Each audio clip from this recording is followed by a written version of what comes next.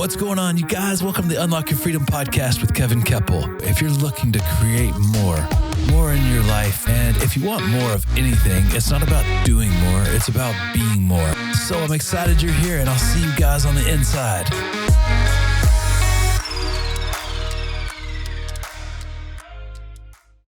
Okay. Sometimes it skips the 4 on the countdown, which is weird. Not today. I think I saw it. Alrighty, man. Well, I was excited to get to connect with you again. You're just a bright light in the world, Chase. So, man, thanks for coming on and kicking it with me for a little bit. Anytime. How's things on your side? Blessed. Absolutely blessed. I'm grateful to be here. Grateful to be living the life that I'm living today and talking with incredible people like you. So how are you?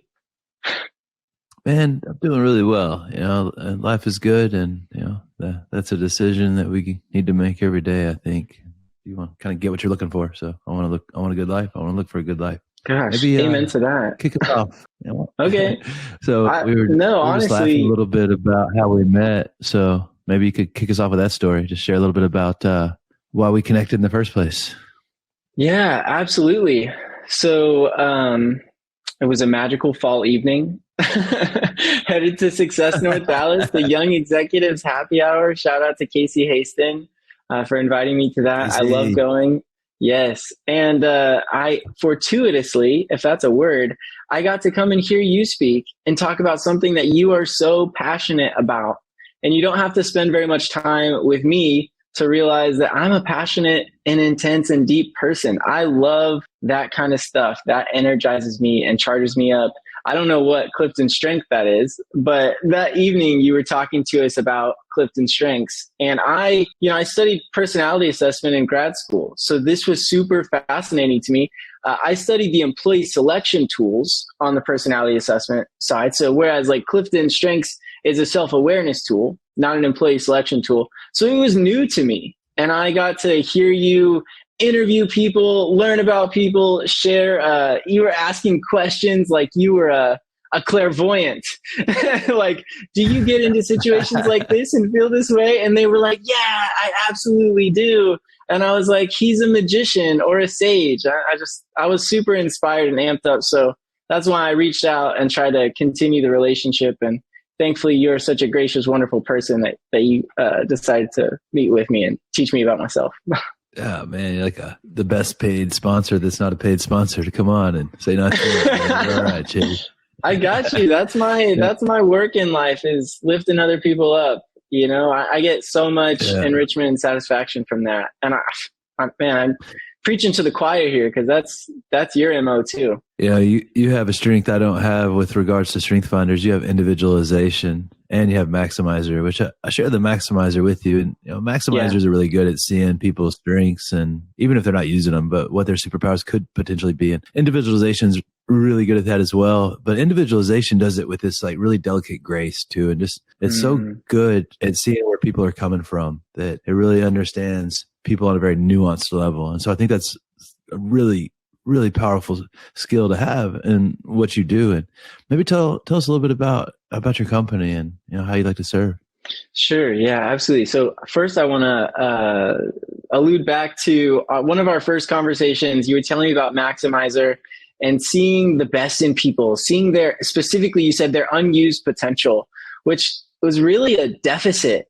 I used this to my detriment early on in my recruiting career, because I always saw what people could be, what they were capable of. And I fundamentally believe that each human being is individually powerful, and they have this capacity to create change in the world, positive, meaningful change. But that's not in alignment always with making the best personnel decision and matching that to an organization that has a distinct organizational culture. So I share all of that to lead into, I've already talked about how I studied personality assessment in grad school. Today, I use that to help business owners make better hiring decisions. So what's a better hiring decision? Well, most business owners are hiring the people that they like, and they're hiring the people that they think are pretty smart. If you can meet those two criteria, and maybe you've done the job before, then you're a top contender for that position. What most business owners don't know is that there is a robust science behind hiring, and we can actually measure the core competencies that produce the specific behaviors that create success within a well-defined role. And it might sound magical, it might sound sci-fi, but this science has been around for a very long time. And there are more and more business owners who are realizing the true potential. They're first recognizing that human capital, that people are their greatest asset. And then they're leveraging that knowledge by setting people up for success. Hire somebody, you want to see them succeed and thrive. You don't want them to fail. But oftentimes we just don't do our homework. We don't understand the candidate well enough before the point of hire to put them in a position where they do have a likelihood of doing the best work of their life. So hopefully that answers that. Yeah. Oh, absolutely. Well, I mean, there's probably a myriad of detriments that you're going to create by making a bad hire. Obviously, it's expensive because you got to pay to train, plus the energy you're expending. And well, yeah, I think that is pretty profound. We hire who we like and think is smart. But could you talk a little bit about some of the detriments that you really create, maybe that people don't realize with a bad hire? Yeah, absolutely. So, I mean, just piggybacking off what you're saying, think about, say you do hire the wrong person for the job, but you're a compassionate leader and you're going to do everything within your power to help that person succeed. And little do you know that you may be pushing this boulder up a hill. You are Sisyphus right now, and it's not fun for you, and it's not fun for your employee. And it has a very logical, predictable conclusion. We call it burnout and eventual disengagement and turnover. But also think about the flip side of this. So what's the opportunity cost of hiring the wrong person? Not only do you have an underperformer in this critical, vital role in your organization, but you are also reserving that seat. There is an individual out there in the world who has very high concentrations of the competencies that you need.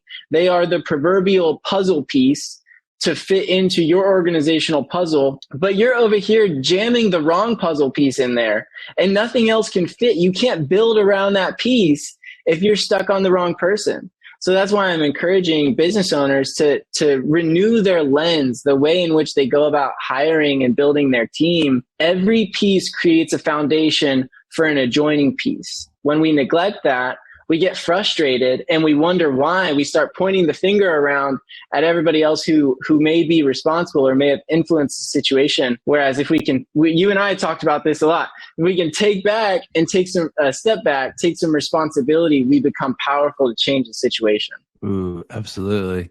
Well, I think I lost you. What about the role in integral leadership? How does that correspond to the personality psychology and just hiring and? Man. You are speaking my language. Okay, so integral, first up, leadership is something that we are both passionate about and have dedicated lots of time and energy into studying and becoming experts on, right? Potentially from slightly different angles. The mission of Wayne Human Capital is to be the flame that lights 1,000 candles. So the most direct route, the most efficient way for us to accomplish that is to focus on leaders, is to focus on these individuals who are going to create a proverbial wake with their actions. They're going to influence and inspire many others just by being who they are. So that's why we focus on leaders. Now, you mentioned a specific type of leadership as opposed to, say, servant leadership or charismatic leadership or transformational leadership. Integral leadership is about perspective, and it's about the consideration. It's about seeing the parts of the whole, but not getting lost in the forest for the trees, not throwing the baby out with the bathwater. It's recognizing the critical interdependence of moving parts and how every system has parts that interact with and influence each other. So oftentimes, human beings, we like simple choices because it takes a lot of cognitive resources to make complex decisions where there are many moving parts that influence one another. So it's easy for us to see the world in black and white and think in binary terms and see things as right and wrong, see perspectives as right or wrong, see people as right or wrong. But that's just not reality. Reality is much more complex and dynamic than that. And integral leaders take responsibility for seeing the bigger picture, for asking the tough questions, and for never claiming to be right. You talk about this a lot, making the choice between being right and being kind. Is that it? Something like that? Yeah.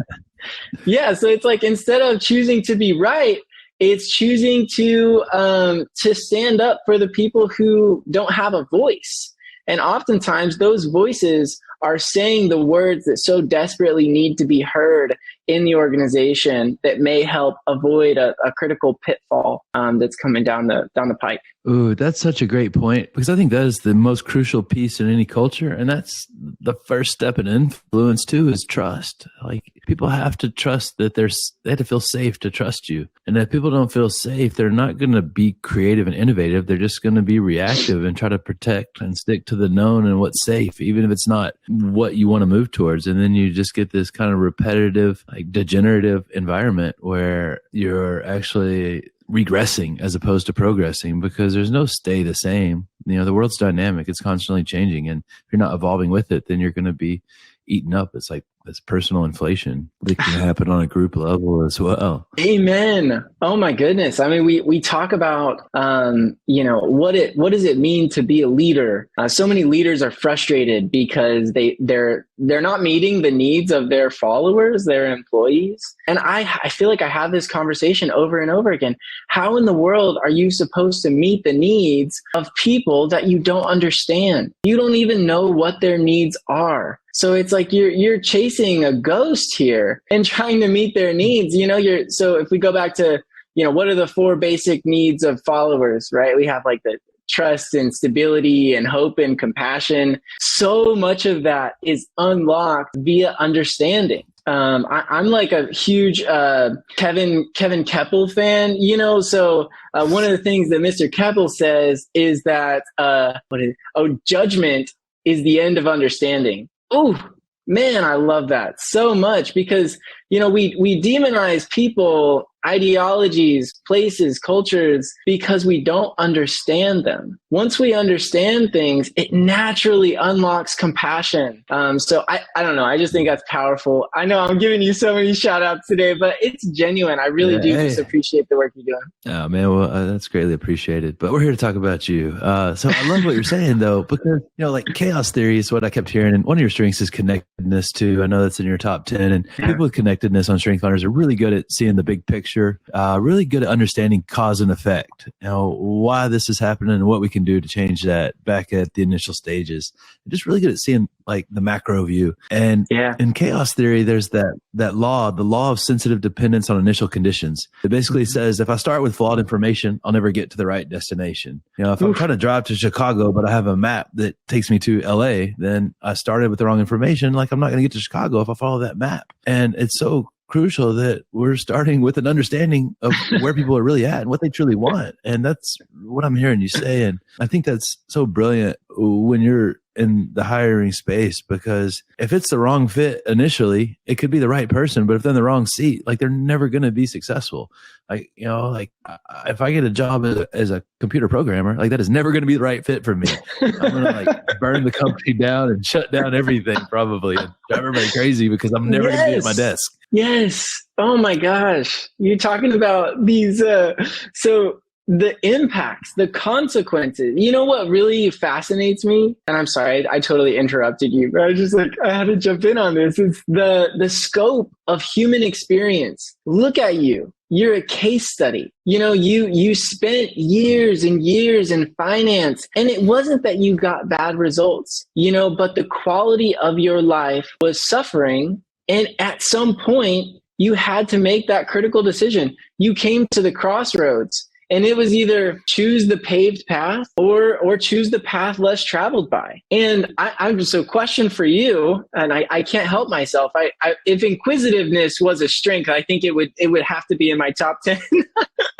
But I've read about input. Yeah. So question for you, what what was the delta? What was the change or transformation that occurred when you made that critical decision in the quality of your life? And I'm not talking about material quality. Not, I really don't care as much about the superficial stuff. You know this. I want to know, like, on a deeper level, how did that change your life? Absolutely. That's a great question, because I know what change I wanted to make, and it's really hard to make a change if you don't know what change you want to make. But you used that word burnout earlier, and I think burnout, everybody probably knows the word, but it's kind of a buzzword now. So a lot of people just ignore it because the repetition suppression reflex, what's familiar gets ignored. Like, yeah, burnout.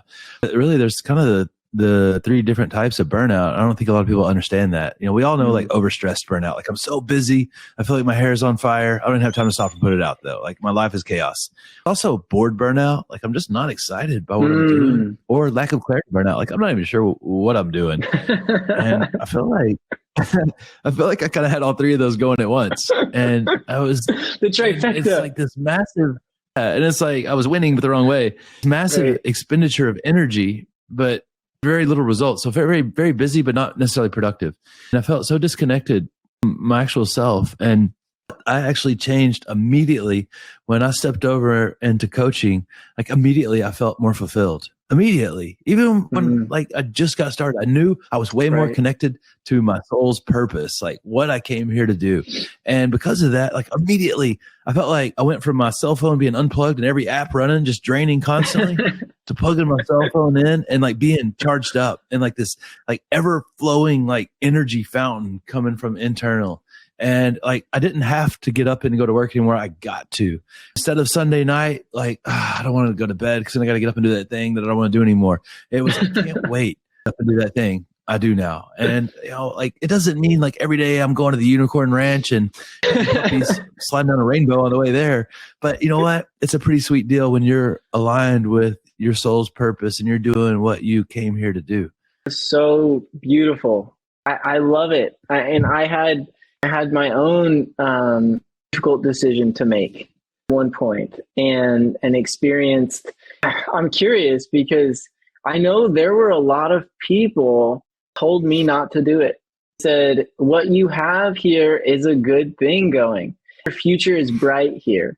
Not get off this path. You have people whispering those types of things in your ear? At first, because I got other within a company that paid pretty well. And so that was pretty safe and made sense. But the company that I was working for as a coach, national sales and leadership trainer, paid me well. But then a few years in, I had started with people on my own, and I started making the amount of money, about as much or more than I was making at my other job. And that's when people were telling me to hold on, like, don't leave a job that's paying you, well into the six figures, and you get, benefits and all that. Don't leave that to go do something that's not proven. Right. Like, hey, I'll always bet on me. I know what I'm capable of, and I know I'll never give up on me. And, failure is a decision to stay down when you get knocked down. Like, it's okay. As long as I keep getting up, like, there's no failure. And so, but also I have a really good supportive network. So even though like maybe this isn't what I would do, like whatever it is you want to do, I want to support you. But I get that. And it takes courage to go out and do something nobody's ever done before. It does. Like, that's why we're here. We're here to really understand our uniqueness and how to use that to create maximum value for other people, and how you get to really get into the kind of wonderland. And it's exciting and terrifying at the same time. Exciting and terrifying at the same time. I so deeply resonate with that. I feel that we're all here to learn different lessons, just on a spiritual level. I think that we all have a unique journey, and we're gonna face different obstacles and situations. We need to learn something about that. I've definitely noticed, picked up, maybe begrudgingly, a little bit, my chagrin. I've realized that life wants me to engage with these unsolved equations, possible situations where there is no right answer. And I don't know what gift and strength this relates to, but I've always had a clear voice, like an intuition that says, here's what it is. Run from it, you can rise to meet it. It's your choice, but I'm not helping you beyond that. Like when I made the decision to with my awesome W-2 job at this thriving tech company that they were grooming me for management and leadership and painting this beautiful picture of what the future could look like for me. But I had this voice inside that said, you're winning right now. It's like you said, you're winning, but this is not what you are here to do. This is not what you're here to learn. You will never be able to fully step into your power and take this easy path. And, and I didn't have that support system there to say, like, follow your dreams, Chase, you got this. I had a lot of people that were like, hey, we're worried about you. we know your intention to, quit this job and go back to grad school and they're like, you want to study personality psychology? What are you going to do with that? They're like, you already messed up once by getting your bachelor's in psychology. Don't you dare do this again. But I had to say, love you. I respect you. I hear you. This is my path. And I have to follow it or I will live the rest of my life doing it. I'll never give to the world what I know I am meant to give. Well, dude, everything you just said sounds like your self-assurance strength, which is number 9 for Chase on Strength Finders. Assurance isn't often manifests as a kind of a natural confidence, which I definitely see that, but it's more about that intuition you talked about. It's like you guys have this like K ultra intuition. It's super clear. And the best advice that you can give to anybody, in my opinion, but especially somebody with self-assurance, is trust your gut and live life on your terms. Because nobody has access to your intuition but you. And try to explain it to people and trying to explain a dream to somebody. You're like, yeah, then I was like flying on this turtle. And you're like, he was awesome though. He had like Morgan Freeman's voice and he was like, go to grad school, Chase. And I listened to him and people like, what are you talking about? But it like makes perfect sense in Chase's world. So thank God for you having the courage to go after what you want.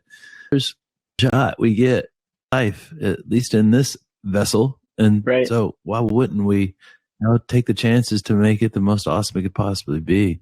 And I don't think that's reckless. I think that's honorable because that's how you're going to serve at the highest level. Exactly. I'd love to talk about your business a little bit. Sure. Talk about somebody who's listening. Maybe how would they know that you're with what they're looking for? Absolutely. Okay. So I work with business owners who experience pain resulting from their hiring decisions. I firmly believe if you have not hired poorly, why would you use a recruiter? Be a case for it, So people who have experienced pain resulting from, maybe they hired people that they liked, maybe they hired people they thought were smart, but didn't have a true criteria. And if they did have a criteria, it wasn't linked to the factors that actually predict success in a work environment. Okay, so they've experienced some pain. They're also open-minded. So they're willing to try new things. And the final criterion is they are eager to improve their results. They want to do better. They don't just want to continue growing and expanding at the same rate at which they've always done it. They're looking to break into that next level, and they realize that what got them here won't get them there. So they're really looking to invest in their human capital. Now, most of the work that I do is in finding leaders or finding professionals that companies depend on to specific jobs, specialists, not generalists, but specialists. And so that's a critical part. Leadership is a critical part. And I would also say for existing employees, this is another aspect of the work, is assessing your current team. Sometimes you may have done well with your hiring and you hired a superstar or you hired a rock star to, Jim Collins, you put them in the wrong seat on the bus. You want them on your bus. They're going to get you where you want to go, but have to put them in the right seat in order to really get there and realize the potential that your organization has. There's nothing more satisfying to me than going into an organization and helping do some alignment. The IO psychologists, industrial organizational psychologists, they call this person job fit. And that's really the situation here. Somebody feels like they're not doing their best work, or a leader feels like an employee could be producing more and they want to see them flourish and blossom and thrive in that environment, and just have them hammering away at the wrong position.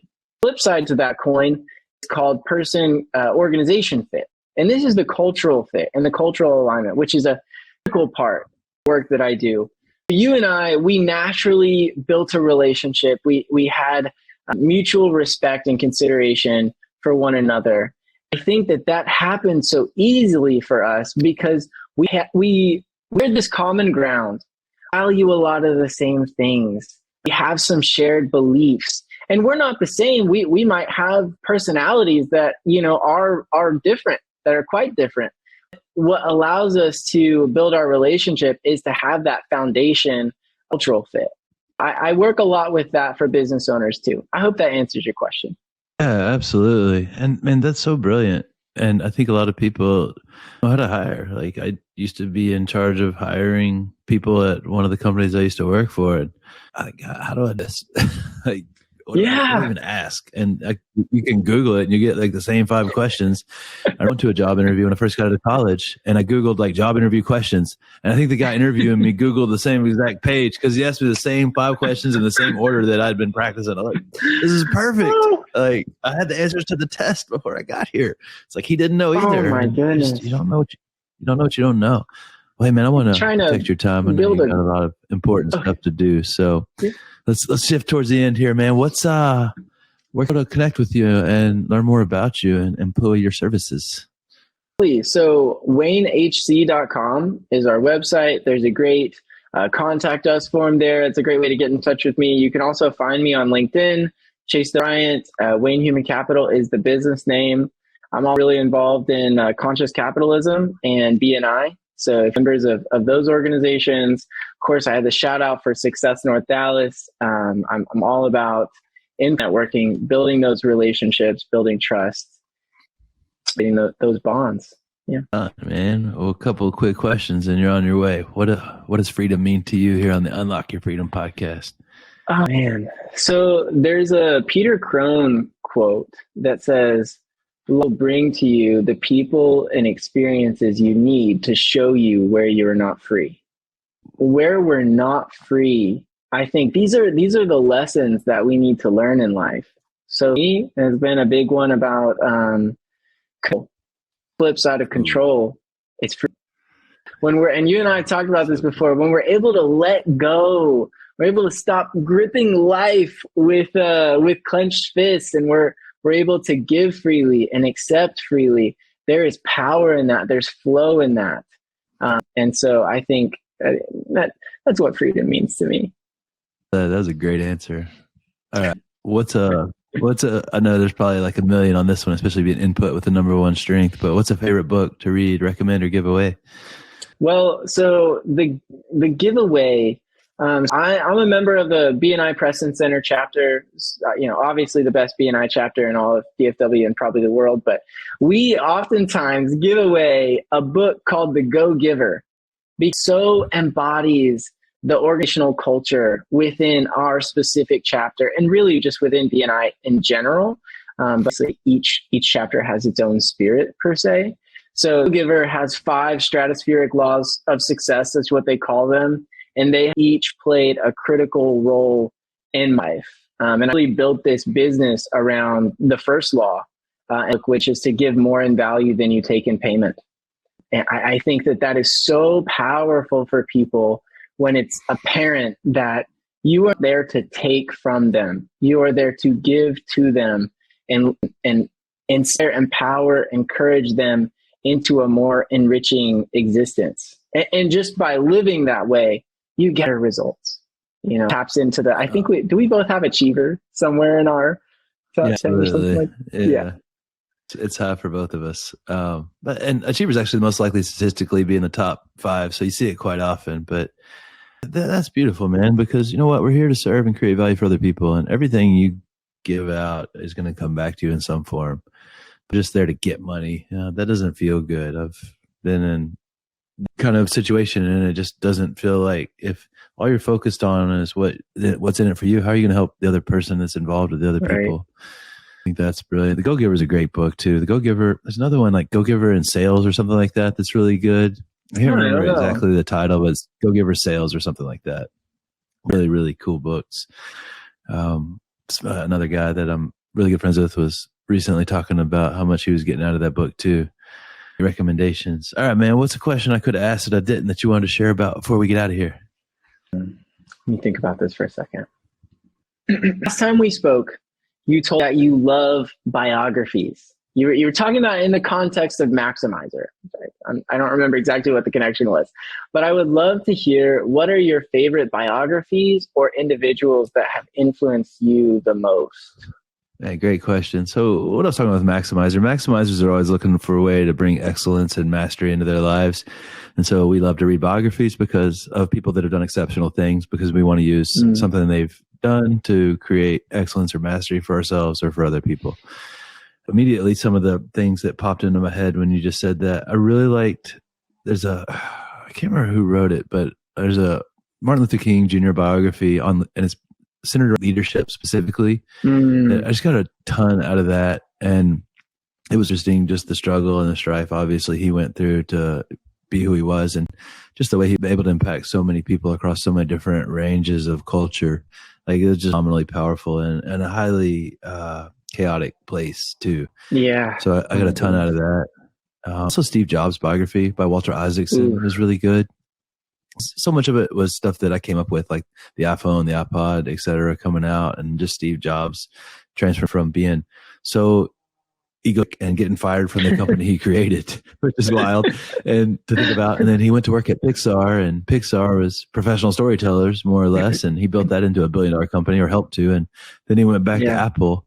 And, the first he did when he got back was the simplest ad that I've ever seen. It was Think Different. That was their ad, right? And it was magnificent. Beautiful. As opposed to one of the big reasons he got fired was the failure of Lisa, one of their computers that came out. And he did this 9-page ad in the New York Times over Lisa. Nobody wants to read a 9-page ad about a computer. No one. It was a colossal failure. And really, what spoke to me in that is he learned how to tell a better story. And the people who can really tell a good story are the ones who are getting the most traction. And it's really important that you understand how to connect with people emotionally before you bring in the logic, because that's what people are looking for first, is that heart connection, and then the logic to eliminate the buyer's remorse or whatever the case may be. Right. So those are a couple. And then Walter Isaacson also wrote Benjamin Franklin's biography, which was really good. Einstein's, and that was really good too. So if you like biographies, Walter Isaacson's a phenomenal biographer. Sure. So it's a great question. I'm excited to check that out. Yeah.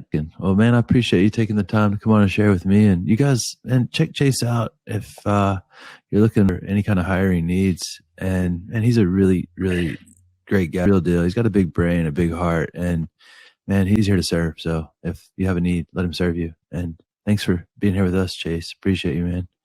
Thank you so much. This was awesome. Way fun.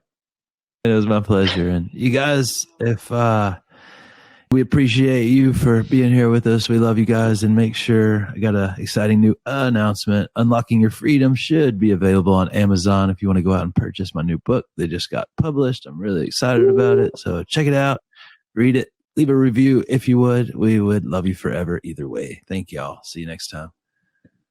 Alrighty, you guys, thanks for making it through to the end of the Unlock Your Freedom podcast with us. Really grateful to have amazing listeners like you. Thank you guys again for listening. We love you, and we'll see you next time.